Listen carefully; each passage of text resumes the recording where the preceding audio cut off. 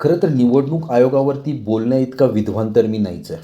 परंतु जर का एखाद्या माणसानं इलेक्शन पिटिशन फाईल केली, याचिका दाखल केल्यामुळं उद्या होऊ पाहणाऱ्या निवडणुकाला स्थगिती मिळते किंवा ते पुढे ढकलल्या जातात, तर हा खरंच त्यांच्या बुद्धिमत्तेवरती किंवा नीतिमत्तेवरती विचार करायला लावणारा प्रश्न किंवा गोष्ट आहे.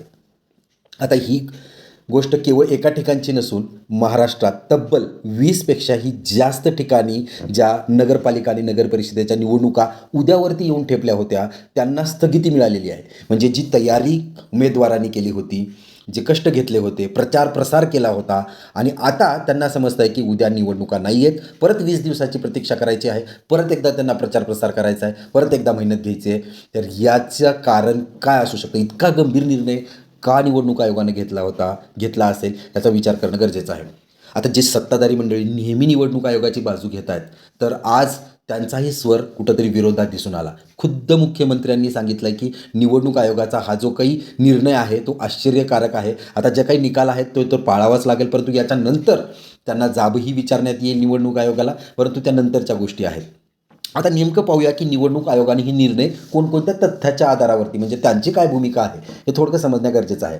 आता उमेदवारांनी जी अपील केली होती म्हणजे निलंग्याच्या ठिकाणी उदाहरणं द्यायचं झालं तर जो अपात्र झालेला उमेदवार होता त्यांनी कोर्टात जाऊन अपील केली. आता हे सगळेच करतात आणि कोर्टानं त्याची अपील रद्द केली होती. म्हणजे त्याची अपीलही सामील करून घेण्यात आली नव्हती. अपील रद्द केली होती, परंतु त्याची दखल घेऊन निलंग्यामध्ये निवडणुकी स्थगित झाल्या. परत अशाच कारणावरनं आणि बरेच सारे अशा ह्याच्याशी जुळते मिळते कारणं आहेत त्यामुळं की 20 पेक्षा जास्त निवडणुका स्थगित करण्यात आलेल्या आहेत. आता याच्यामध्ये काय काय कारणं आहेत? नामांकन मागे घेण्याचं आणि चिन्ह वाटपाचं जे काही दिवस आहेत, 3 दिवसाचा जो कालावधी दिलेला होता नामांकन मागं घेण्याचा, तो पाळला गेला नाही असं इलेक्शन कमिशनचं म्हणणं आहे.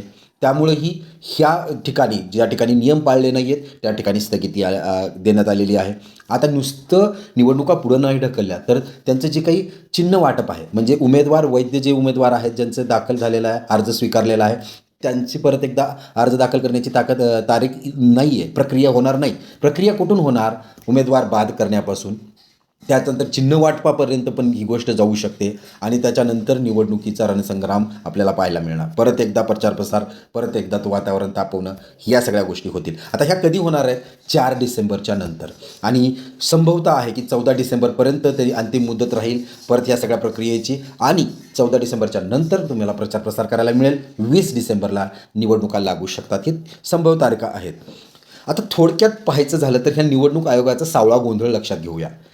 आधी तर 5 वर्षापासून निवडणुका लागू झालेल्या नाही आहेत. प्रशासक बसवलेले आहेत.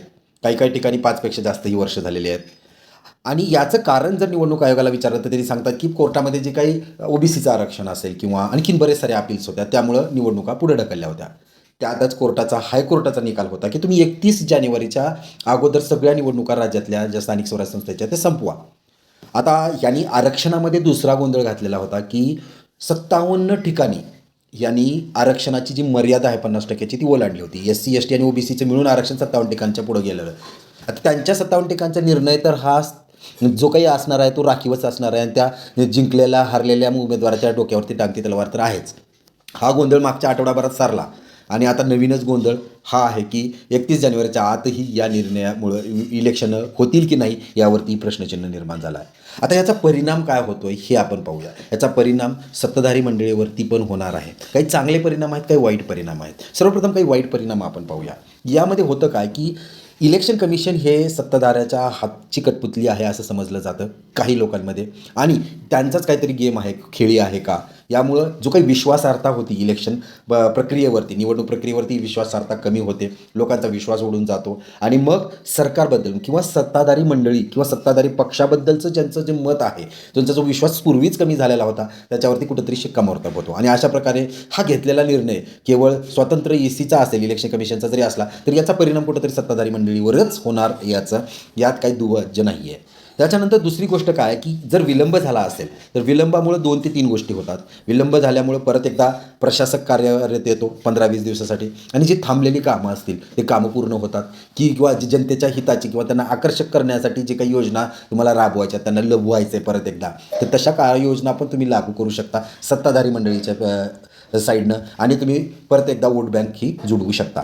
दुसरं गोष्ट म्हणजे काय, राजकीय समीकरणं जुळवणं हे सोपं जातं. म्हणजे तुमचं निगोशिएशन असेल, गटबाजी असेल, कुणाला कुठून उभं करायचं, याच्यासाठी आणखीन वेळ हा मिळतो सत्ताधारी मंडळीला आणि त्यामुळं राजकीय समीकरणं आणि गुंतागुंती ज्या आहेत त्या सोडवण्याचा मार्ग मोकळा होतो आणि वेळही मिळतो.